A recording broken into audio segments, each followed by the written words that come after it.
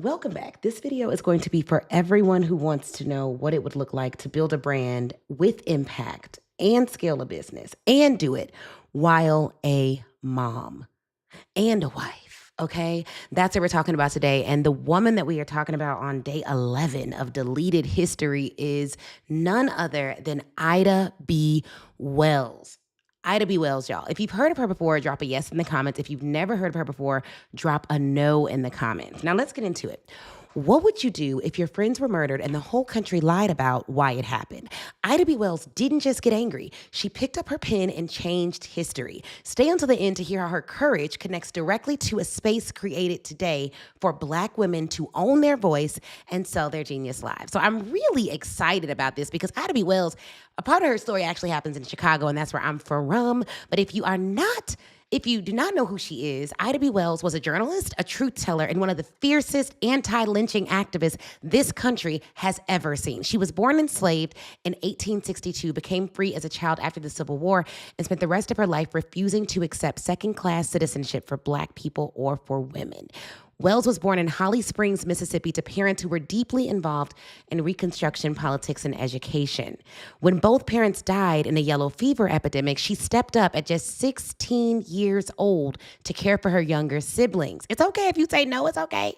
After she criticized racist conditions in Memphis schools, she lost that job and pivoted fully into journalism, eventually becoming co-owner and editor of the Memphis Free Speech and Headlight, which is a Black newspaper. She didn't just write about exam injustice. She put her job, her safety, and her whole future on the line for the truth.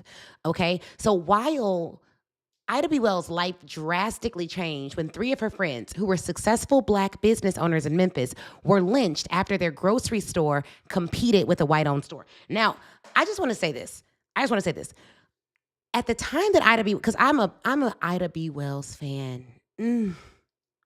At the time that Ida B. Wells was talking about lynching, let me explain this. Y'all listening? If y'all ready for this, say ready in the comments. At the time that Ida B. Wells was talking about lynching in her writings, there was a prevailing narrative that the only people who were being lynched were people who committed heinous crimes against women, predominantly white women, right?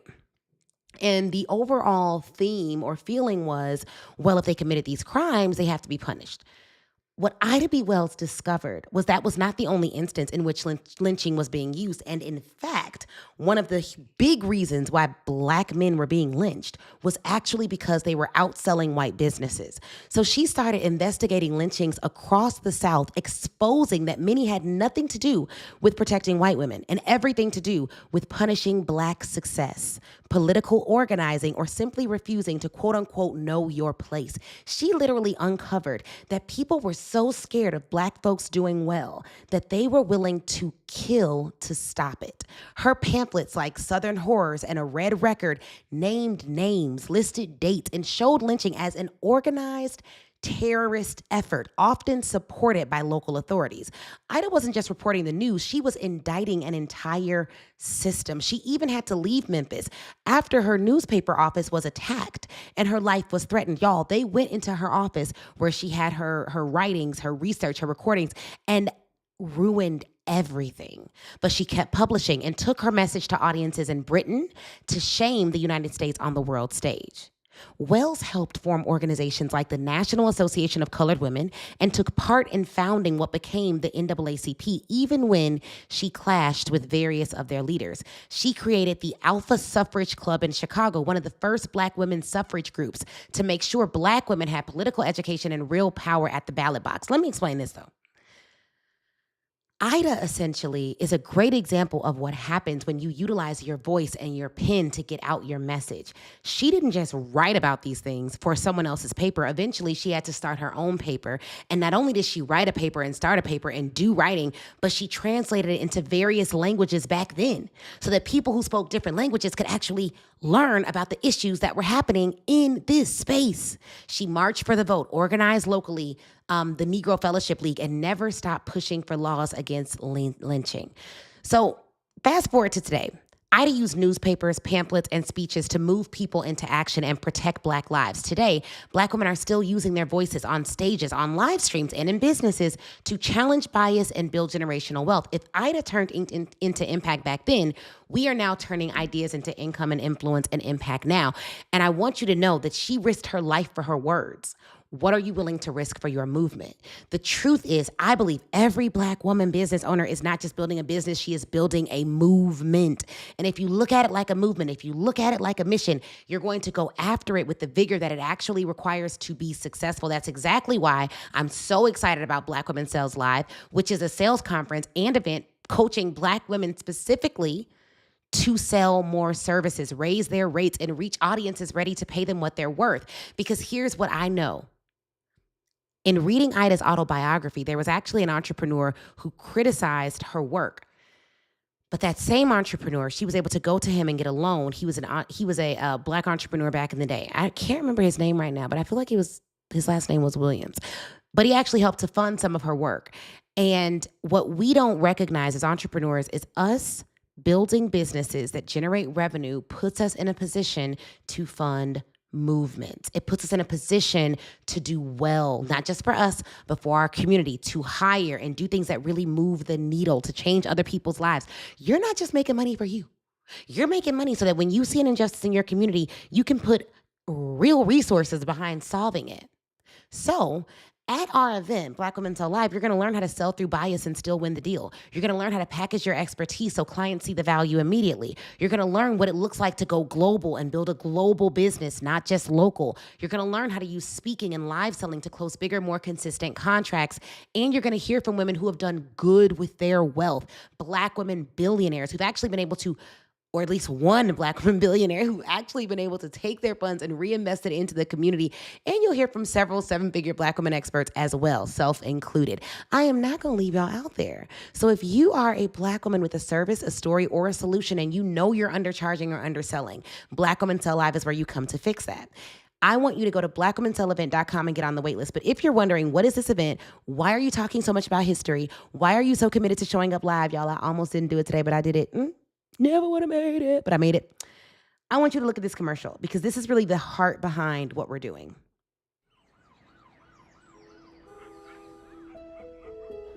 Mary Ellen Pleasant. How did she do it? Oh, I wish I could just screw myself.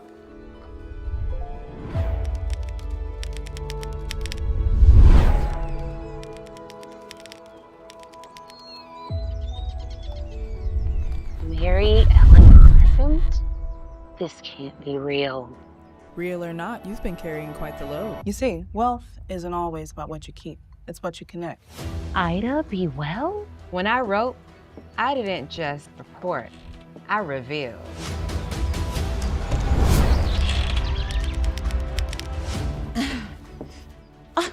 Right on time. So it wasn't luck. It was strategy. We have always been so innovative. You're not starting something new, you're continuing something sacred. I want to teach every Black woman business owner in the world about it. When I started this company, it wasn't just about selling hair care. It was about dignity, independence, community. That's what real marketing does. It doesn't just sell, it lives.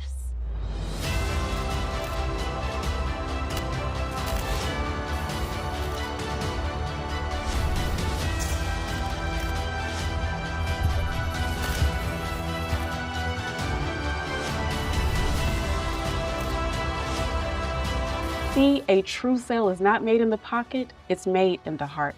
Now, you go on and sell live, not for the applause, but for the impact.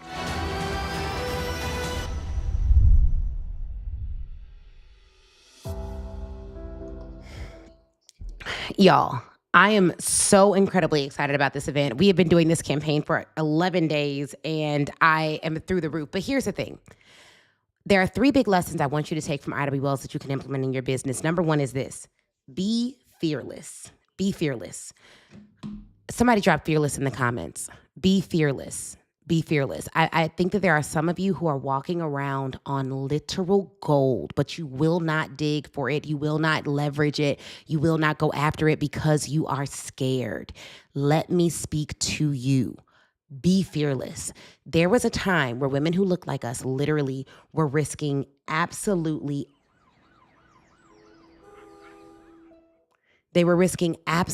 everything to grow their businesses, like their lives. We're not in that time right now. So number one, be fearless. Number two, use your pen. You need to have a book. You need to have a book. Hear me on this. You need to have a book. If you already have a book, comment book. If you don't have a book yet, comment not yet. You need to have a book. There are some of you who want to be seen as thought leaders, but you're not writing. You're not writing. So you're not positioning yourself as a thought leader. Y'all better be glad I can't yell right now because I'd be yelling at y'all, but I can't yell right now. You're not writing. Okay? You need to have a book. You need to put your ideas on paper, and you need to not just have a book. You need to then sell your book. You need to have a process by which you sell your book. And some of you are like, well, I have a book, but I don't sell my book. Okay, look, listen to this. Listen to this. Can y'all see my screen? I can't tell if y'all can see my screen.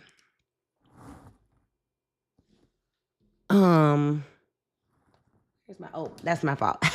Showed y'all the wrong thing. Okay, here you go. So when you, and we're going to talk about this at Black Women Sell Live, like what does your funnel need to actually look like? What does your funnel need to actually look like? But when you have, let's see, first you write your book, okay? So you got your book here. You got your book. After you have your book, what most people do is they make one post about their book. After they make their post about their book, that's it. They don't do anything else to actually sell their book. What I am saying to you is that is a bad strategy. After you actually write your book, and we're going to talk about what that book needs to say, but after you actually write your book, then you need to have what's called a sales funnel for your book. How are you going to sell that book every single day? And there's a couple of ways you can do that, right? So you can actually run ads to your book. You can post about your book every day. You can email about your book every day. But here's the key. When you're a business owner and you write this book, the goal is not to get book sales alone. The goal is for the book itself to do a couple of different things. The first thing you want your book to do is you want it to build authority. Another thing you want your book to do is you want your book to actually sell for you. And then you need to know what is the actual offer coming from the book. If you don't know these things, then you're writing a book in vain. I know people who have like prayer journals and stuff, but their business has nothing to do with that. So it's like, what are we writing this book for? The book is a step in your actual funnel. It's not the ultimate offer. And so when you look at, we have so many books, you guys, like this is our released book, publicly released, the Speak Get Ready Cash book. I have another book called The Law School Hustle. And then I have this book, Millions from the Stage. This is a private client book. So only my private clients get this juicy book right here, but everyone else can get this book. This is a public book. And when you look at this book, if you were to go to the table of contents of this book, which if you don't have this book, you need to comment book on Instagram or comment book and we'll send it to you. Let me see if I can show it to y'all. I don't know if I can show it to you. I may have to read it to you. Table of contents, chapter 1, developing the mindset of a highly paid speaker. Chapter 2, forming the beliefs needed to pitch a 6-figure client. Chapter 3, choosing your audience. Chapter 4, building a 6-figure press plan. Our book is based on our framework. So if you look at the paid methodology of selling, press, assembly, invite, delivery, every single part of our book is broken down by those chapters. But also within this book, I could probably open to a page and just scroll. Okay. I'm not going to go too long without me talking about what we actually sell. Come into the academy. Learn from us. Come to our event. You're seeding your offers in your book because the book itself it's just the starting point to the conversation. Thousands of people have read this book, so many thousands. Everyone who's read the book hasn't become a client, but I can tell you this, everyone who's a private client, I think 85% of them have actually read the book first. So what does that tell you? The book is an integral part of getting your message out there. But if you're scared to write your book, or if you write your book but you don't promote your book, it does not do that for you. The truth of the matter is the goal of a business owner is to generate revenue. And there are 3 things that you're going to need as a business owner to generate consistent revenue. So when we think about what are the 3 things you need, number 1, the first thing you're going to need is you're going to need the mindset. And we just talked about that. Be fearless. Number 2, you're going to need an offer. What are you selling? Okay. Once you have an offer, you're going to need an audience. And not just any audience. This is what trips a lot of business owners up. You're going to need an audience that can actually pay you. I don't know why we don't think about that. Who has a budget? After you have an audience that can pay you, well, now we was doing so good on this little pin thing, child. Now you're going to need your sales process. All your sales process is, what are the steps that someone has to go through before they can actually give you money? That should be written down. When it's written down, that's called a sales plan. The reason we're doing is Black Women Sell Live is because there's a lot of people that spend a lot of time on mindset. So they'll tell you how to think, they'll tell you how to feel, they'll tell you all of that. Then there's other events you go to and they talk all about audience, which is essentially messaging. What are the words that you are going to say in order to get people to understand what you do, which is a critically important piece. But there's not many conferences that cover all 4, and not from the perspective of, step by step, do this, which we handle, but from the perspective of, what did other successful women from the 1800s and how did they build $1 million companies at a time some of them where women couldn't vote? And if they could do that, I should be able to do this. Like, it's a very different come from. So we are going to talk about sales process and what that looks like. And to be clear, when we dive into our sales strategy, some of the sessions are like the 4 stages of a buyer mindset and how you need to talk to them in each stage. We did that session last year, and what we learned was that a lot of us aren't using the language to attract the people that we want to sell to. And so it's no wonder that we aren't, or we're not doing it at the scale that we want to. Now, some of you are like, well, I have offers, I have an audience, I make money, I do well. So you're in our advanced category. So we have a 7-figure women's breakfast for women who are doing over $1 million. And we typically meet with them and have higher level conversations. And day 3, we're talking all about teams and scaling and getting your team to sell for you, because everyone on your team, if you are a startup, should have some tie into sales. Okay.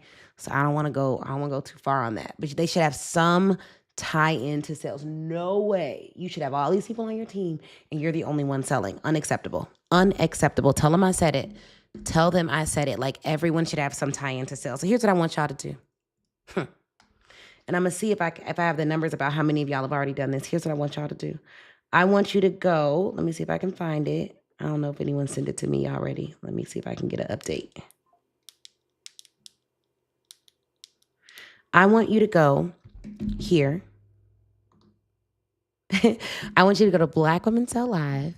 And when you all look at this, you may be wondering, like, let me see if this is the right one.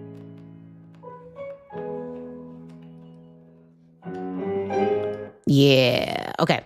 So I want you to go blackwomenselllive.com. This is actually our event last year. I'll show you guys that in a minute. But you're going to go here and you're going to join the waitlist. Join the waitlist for whatever ticket type you believe you want. If you're not sure, just join the general waitlist. And then you're going to have a chance to get off the waitlist early to make sure you get a ticket. They get access before anyone else.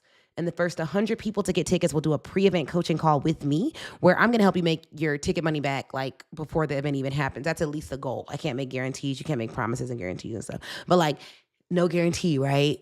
People's results are their own, but, like, that's my goal personally. We've had an event where people made over reportedly made over $700,000 before the event even happened. I want us to do over $1 million collectively before the event even happens, just on the pre-event sessions that you get. When you get a VIP or platinum ticket, you actually get a Black Women Sales Accelerator. It's on-demand training that's on sales that you can watch before the event even happens, that happened at previous events. So you're going to come in hot.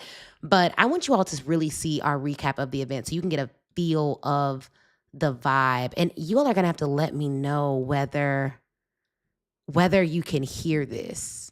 Let me know if I play this, if you can actually hear this video. Let's see.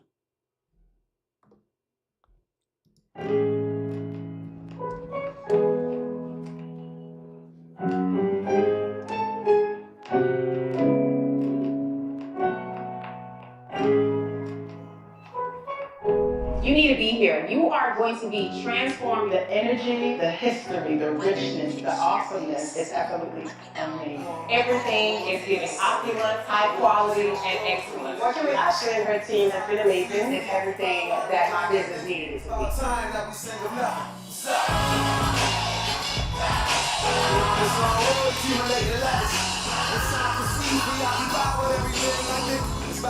How do I?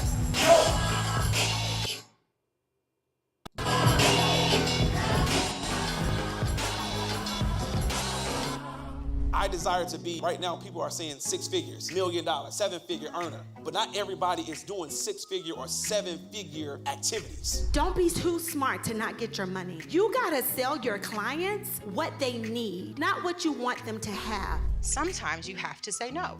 You have to get comfortable saying no. Because if we accept those opportunities that are not aligned with what we want, then we don't get to what we want.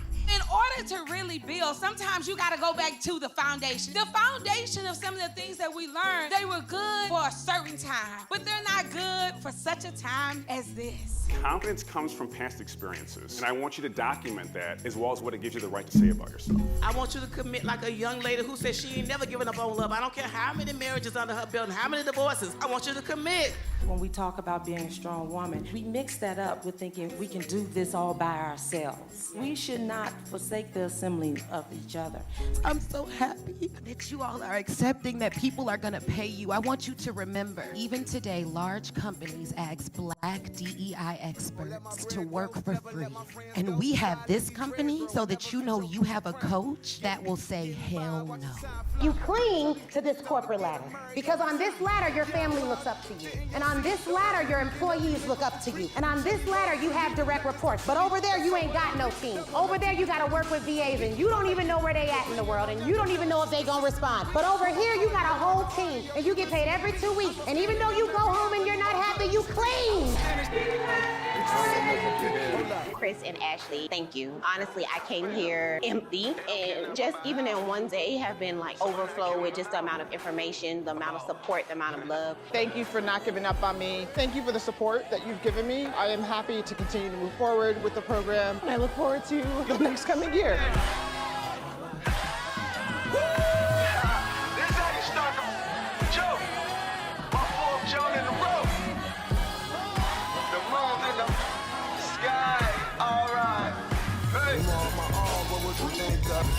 Been on this long road accumulating letters. It's time to proceed, preoccupied with everything. I think it's about time that we sing of nothing. Stop.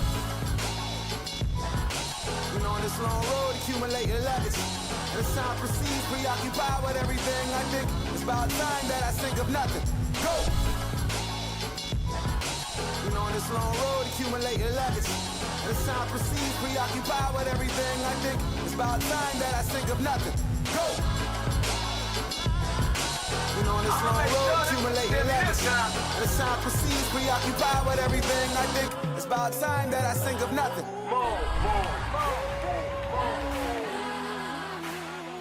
Welcome home. Okay, welcome home. Welcome to an incredible community. We are just getting started, y'all. We are gonna have an incredible, incredible, incredible year.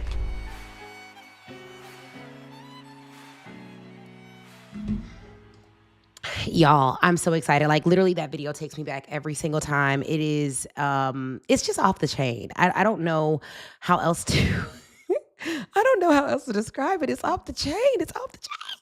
Like I cannot sit here and literally do it justice. It's off the chain. Like you need to be in the building. I don't know. I don't really know what else to tell you, but be in the building. Make sure you're in the building. Don't delay. Don't play around with it. Get your tickets. Do what you need to do to be in the place, okay? We're going to have such a good time. So you could just go to the website. You all have seen the website by now. Go to blackwomensolevent.com and get on the wait list. It's going to be absolutely incredible. We are going to have just the time of our lives. And I think that it is... I think that it's amazing to just see the... all the people who've gotten on the wait list and already done that. And I'm just so excited about what we're building and what we're going to build with all of you right there with us. So I will see y'all soon. Talk to you soon.